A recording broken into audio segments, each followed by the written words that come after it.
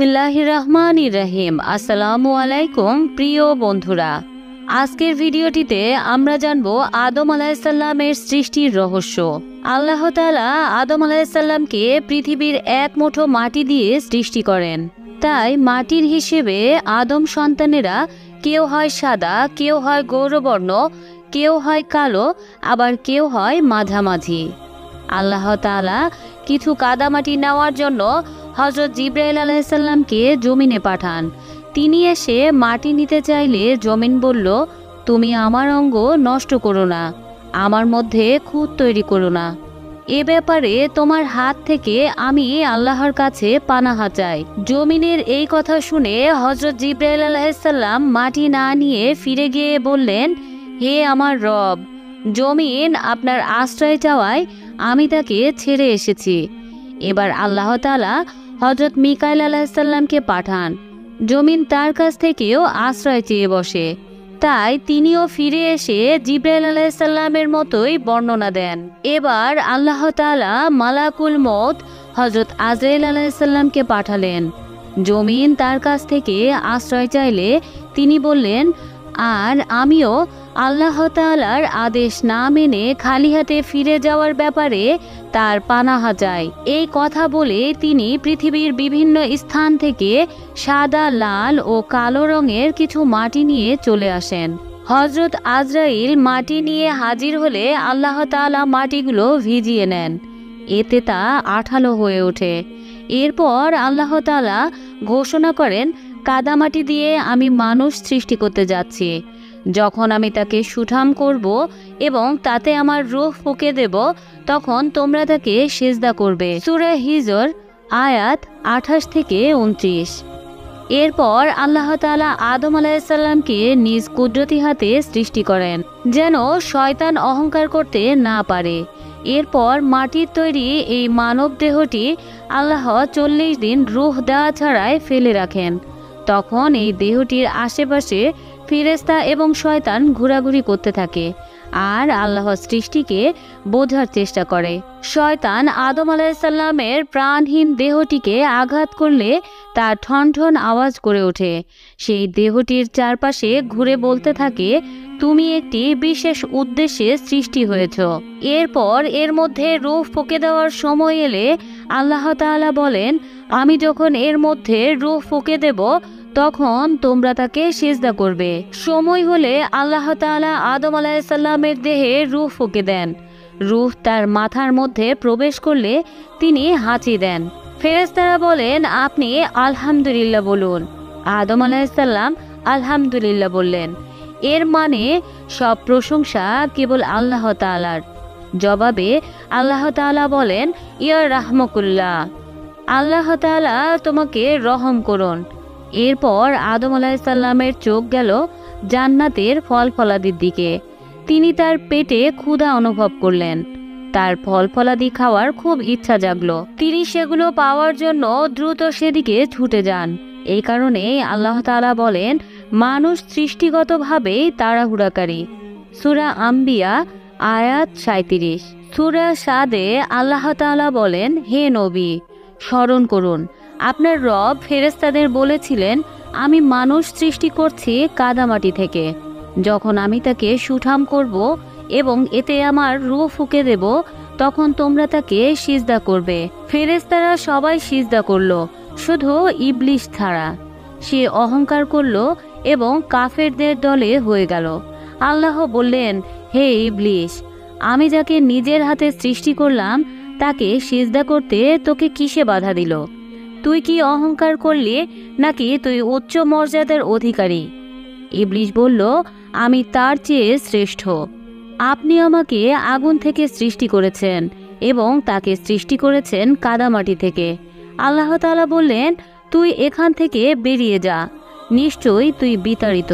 তোর উপর আমার অভিশাপ কিয়ামতের দিন পর্যন্ত স্থায়ী থাকবে। ইবলিস বলল, হে আমার রব, আপনি আমাকে সুযোগ দিন হাসরের দিন পর্যন্ত।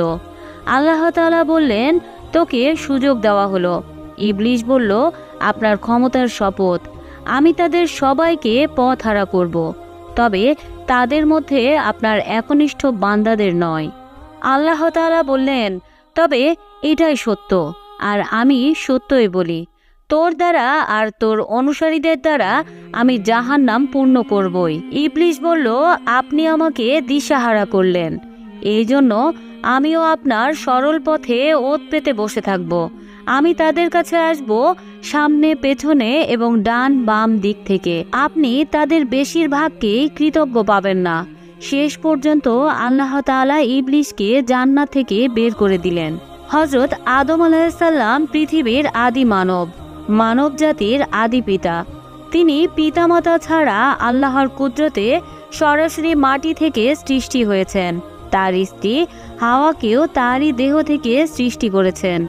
এই কথা আল্লাহ তাআলা পবিত্র কোরআনেই বলেছেন। আল্লাহ তাআলা বলেন, হে মানব, তোমরা তোমাদের প্রতিপালককে ভয় করো, যিনি তোমাদেরকে এক ব্যক্তি থেকে সৃষ্টি করেছেন, যিনি তার থেকে তার স্ত্রীকে সৃষ্টি করেছেন, যিনি তাদের দুইজন থেকে অনেক নর নারী ছড়িয়ে দিয়েছেন। সূরা নিসা আয়াত 1। হযরত আদম আলাইহিসসালাম থেকে প্রথম হযরত হাওয়াকে তার বাম পাঁজর থেকে সৃষ্টি করেন। এরপর তাদের দুইজন থেকে সব নর নারী সৃষ্টি করে সারা বিশ্বে ছড়িয়ে দেন। এর মানে এক প্রাণ ও ব্যক্তি থেকে আল্লাহ তাআলা পুরো মানব জাতিকে সৃষ্টি করেছেন। এ কথা আরো পরিষ্কার করে আল্লাহ তাআলা বলেন, হে মানুষ, আমি তোমাদেরকে সৃষ্টি করেছি এক পুরুষ ও এক নারী থেকে। পরে তোমাদেরকে বিভক্ত করেছি বিভিন্ন জাতি ও গোত্রে, যাতে তোমরা একে অপরের সঙ্গে পরিচিত হতে পারো। সূরা হুজরাত আয়াত 13। আল্লাহ তাআলা কোরআনুল কারীমে বিভিন্ন আয়াতে মানব জাতিকে বনি আদম বা বনি সন্তান বলে সম্বোধন করেছেন। শাফায়েতের হাদিসে রয়েছে, কিয়ামতের দিন সমবেত মানুষেরা আদম আলাইহিসসালামের কাছে গিয়ে আবেদন করবে, হে আদম, আপনি মানব জাতির আদি পিতা। আল্লাহ তাআলা আপনাকে নিজের হাতে সৃষ্টি করেছেন, তার পক্ষ থেকে আপনার মধ্যে রূহ ফুঁকে দিয়েছেন, তার ফেরেশতা দিয়ে আপনাকে সিজদা করিয়েছেন, তার জান্নাতে আপনাকে বাস করতে দিয়েছেন। আমরা কি বড় বিপদে রয়েছি তা কি আপনি দেখছেন না? আপনি কি আপনার প্রতিপালকের দরবারে আমাদের জন্য সুপারিশ করবেন না? হযরত আদম আলাইহিসসালাম ভাবতে লাগলেন, আমার সৃষ্টির উদ্দেশ্য কি? একদিন আল্লাহ তাআলা ফেরেশতাদের বললেন, আমি সিদ্ধান্ত নিয়েছি পৃথিবীতে এমন একটি নতুন জাতি সৃষ্টি করব যারা পৃথিবীতে আমার খলিফা বা প্রতিনিধি হবে। তখন ফেরেশতা ছাড়া আল্লাহ আর কোনো মখলুক ছিল না, পৃথিবীতে অন্য কোনো জীবও ছিল না। তখন ফেরেশতারা জানতে চাইলেন, এই খলিফারা কেমন হবে? তাদের কেউ কেউ আমার অনুগত খলিফা হবে, আবার কেউ কেউ পৃথিবীতে ফিতনা, ফ্যাসাদ, হিংসা, বিদ্বেষ ও হানাহানি, খুনোখুনিতে লিপ্ত হবে। অর্থাৎ আমি পৃথিবীতে আমার মাখলুকাতদের মধ্যে আইন চালানোর জন্য আমার খলিফা নিয়োগ করব। সেই খলিফা হবে আদম এবং তার ওই সন্তানেরা, যারা আল্লাহর আদেশ নিষেধ মেনেই চলবে, সৃষ্টিকুলের মধ্যে ইনসাফ কায়েম করবে। তবে খুনোখুনি এবং অন্যায় কাজ হবে খলিফা ছাড়াও অন্য আদম সন্তানদের দ্বারা। ফেরেশতারা বললেন, আপনি কি সেখানে এমন কাউকে সৃষ্টি করবেন যারা সেখানে ফিতনা, ফ্যাসাদ ও খুনোখুনি করবে? আমরাই তো আপনার গুণগান গাই এবং পবিত্রতা ঘোষণা করি। তখন আল্লাহ তাআলা বললেন, আমি জানি যা তোমরা তা জানো না। ফেরেশতাদের এই কথায় আপত্তি, অহংকার কিংবা আদম সন্তানদের প্রতি হিংসামূলক ছিল না। তারা এই রহস্য জানার জন্যই এই প্রশ্ন করে। প্রিয় নবী হযরত মুহাম্মদ সাল্লাল্লাহু আলাইহি সাল্লামের একটি হাদিস থেকে হযরত হুরায়রা রাদিয়াল্লাহু তাআলা আনহু বর্ণনা করেন, আল্লাহ তাআলা আদম আলাইহিস সালামকে সৃষ্টি করলেন। তিনি ছিলেন ৬০ হাত লম্বা। আল্লাহ তাআলা আদম আলাইহিস সালামকে বললেন, যাও, ওই যে ফেরেশতারা বসে আছে তাদেরকে সালাম দাও। তারা কি জবাব দেয় তা শুনবে, কারণ ওটাই হবে তোমার ও তোমার সন্তানদের অভিবাদন। আল্লাহর কথা মতো আদম আলাইহিস সালাম সেখানে গিয়ে বললেন, আসসালামু আলাইকুম, আপনাদের উপর শান্তি বর্ষিত হোক। জবাবে তারা বললেন, আসসালামু আলাইকা ওয়া রাহমাতুল্লাহ, আপনার উপর শান্তি ও রহমত বর্ষিত হোক। তারা রহমতুল্লাহ শব্দটি যোগ করলেন। হযরত আদম আলাইহিসসালাম দুনিয়ার প্রথম মানুষ এবং প্রথম নবী। আল্লাহ তাআলা পবিত্র কোরআনে হযরত আদম আলাইহিসসালামের 5টি শ্রেষ্ঠত্ব তুলে ধরেছেন। আল্লাহ তাআলা আদম আলাইহিসসালামকে মাটির সব উপাদানের সার নির্যাস একত্র করে নিজ হাতে সৃষ্টি করেছেন। শয়তানকে লক্ষ্য করে আল্লাহ তাআলা বলেন, হে ইবলিস, আমি নিজ হাতে যাকে সৃষ্টি করেছি তার সামনে সিজদা করতে তোমার কিসে বাধা দিল? তুমি অহংকার করলে নাকি তুমি তার চেয়ে উচ্চ মর্যাদার অধিকারী? সূরা সোয়াদ আয়াত 75। আল্লাহ তাআলা আদম আলাইহিসসালামকে মাটি দিয়ে তৈরি করার পর ফু দেওয়ার মাধ্যমে তাকে রূহ দান করেছিলেন। এই সুখবরটি আল্লাহ তাআলা এইভাবে তুলে ধরলেন, যখন আপনার পালনকর্তা ফেরেশতাদের বললেন, আমি মাটির মানুষ সৃষ্টি করব। যখন আমি তাকে সুঠাম করব এবং তাতে আমার রূহ ফুঁকে দেব, তখন তোমরা তার সামনে সিজদায় নত হয়ে যাবে। সূরা সোয়াদ আয়াত 71 থেকে 72। আল্লাহ তাআলা আদম আলাইহিসসালামকে সৃষ্টি ও রূহ দেওয়ার পর তাকে সব জিনিসের নাম শিখিয়ে দিয়েছেন, যেন তিনি সব সৃষ্টির সেরা হতে পারেন। আল্লাহ তাআলা তার সেরা হওয়ার কথা এভাবেই তুলে ধরেন। আর আল্লাহ তাআলা আদমকে সব বস্তুর নাম শেখালেন। এরপরই ওই বস্তুগুলো ফেরেশতাদের সামনে রাখলেন। এরপর বললেন, আমাকে এগুলোর নাম বলে দাও যদি তোমরা সত্য হয়ে থাকো। সূরা বাকারা আয়াত 31। ফেরেশতারা বলল, আপনি পবিত্র, আমরা কোনো কিছুই জানি না, তবে আপনি যা আমাদের শিখিয়েছেন সেগুলো জানি। নিশ্চয় আপনি আসল জ্ঞানী, হিকমতওয়ালা। সূরা বাকারা আয়াত 32। এরপর আল্লাহ তাআলা বলেন, হে আদম, এইসবের নাম ফেরেশতাদের বলে দিন। এরপর যখন তিনি সেসবের নাম বলে দিলেন, তখন আল্লাহ তাআলা বললেন, আমি কি তোমাদের বলিনি যে আমি আসমান ও জমিনের সব গোপন বিষয় খুব ভালো করেই জানি, আর সেই সব বিষয় জানি যা তোমরা প্রকাশ করো আর যা তোমরা গোপন করো। সূরা বাকারা আয়াত 33। আল্লাহ তাআলা শুধু বস্তুর নামই আদম আলাইহিসসালামকে শেখাননি, পৃথিবীর সব বস্তুর পরিচয় ও বৈশিষ্ট্য শিখিয়েছেন। পাশাপাশি জ্ঞানের সূত্র এবং ব্যবহারের নিয়ম শিখিয়েছেন। বস্তুর নাম পরিচয় জানা না থাকলে পৃথিবীতে অনেক অসুবিধা হতো, সরাসরি ওই বস্তুর কাছে নিয়ে গিয়ে চেনাতে হতো।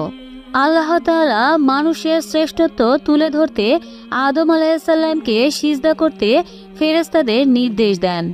তাই সব ফেরেশতা তাকে সিজদা করে।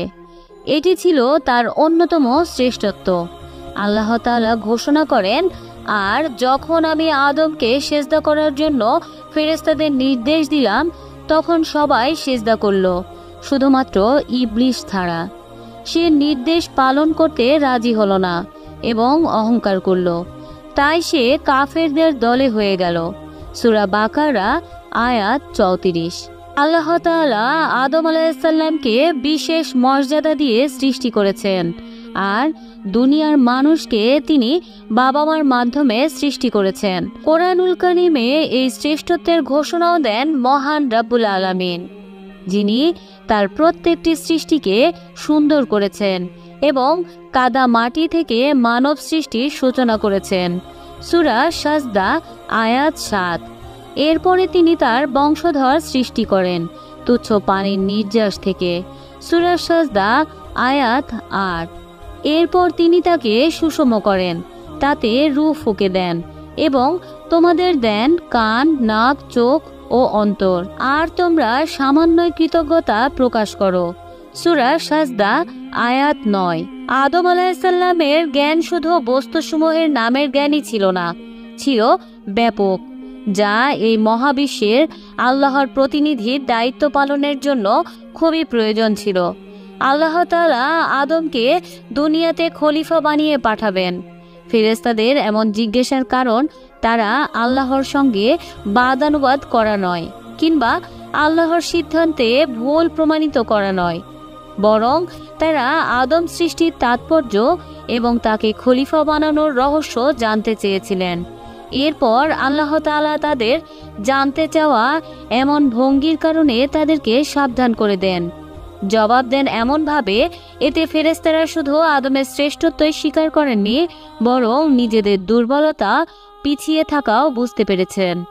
যেহেতু তারা আল্লাহর নৈকট্যশীল ছিলেন, তাই তারা সঙ্গে সঙ্গে বুঝে নিলেন যে আল্লাহর খলিফা হওয়ার যোগ্যতা অধিক পরিমাণে আল্লাহর পবিত্রতা ও গুণগান বর্ণনার উপর নয়, জ্ঞানের উপরেও নির্ভর করে। কারণ জ্ঞান ছাড়া বিশ্ব পরিচালনা সম্ভব নয়। তাই আল্লাহ তাআলা যখন আদমকে পরিপূর্ণ জ্ঞানের অধিকারী করেছেন, তখন নিঃসন্দেহে তিনি দুনিয়ার প্রতিনিধি হওয়ার বেশি যোগ্য। আর আল্লাহ তাআলা ফেরেশতাদের উপর যে দায়িত্ব দিয়েছেন, তাতে তারা দুনিয়ার সব কামনা বাসনা ও রিপোর্ট তাড়না থেকে মুক্ত। তাই এইসব বিষয়ে তাদের কোনো ধারণাই নেই। আর আদমকে যেহেতু এইসব বিষয়ের মুখোমুখি হতে হবে, তাই এইসব বিষয়ে জ্ঞান অর্জন করা তার জন্য একটি স্বাভাবিক ব্যাপার। মহাজ্ঞানী আল্লাহ তাআলা তাকে ওই সব জিনিসের জ্ঞান দান করেছিলেন এবং তার জন্য যা কিছু জানার প্রয়োজন ছিল সব কিছুই তাকে জানিয়ে দিয়েছিলেন। মোট কথা, হযরত আদম আলাইহিসসালামকে জ্ঞান নামক গুণ দিয়ে গুণান্বিত করায় ফেরেশতারা তার খিলাফতের যোগ্যতাকে স্বীকার করে নিতে বাধ্য হয়েছিল। তারা একথা মেনে নিয়েছিল যে যদি আমাদেরকে আল্লাহর খলিফা করা হতো, তাহলে বিশ্ব সৃষ্টির সব রহস্য থেকে আমরা মূর্খই থেকে যেতাম এবং আল্লাহ তাআলা সৃষ্টির পরতে পরতে যেসব জ্ঞান রেখেছেন ওই বিষয়ে অজানায় থেকে যেত। কারণ আমাদের তো খাওয়া দাওয়া, ঘুম, বিশ্রাম, ব্যবসা বাণিজ্য, চাকরি বাকরি, ক্ষেত খামার কিছুরই প্রয়োজন নেই, অসুখ বিসুখও কিছুই হয় না। তাই এই বিষয়ে আমাদের জ্ঞানের প্রয়োজন নেই। তাই এটা শুধু মহান আল্লাহর সৃষ্টি মানুষের জন্যই সাজে।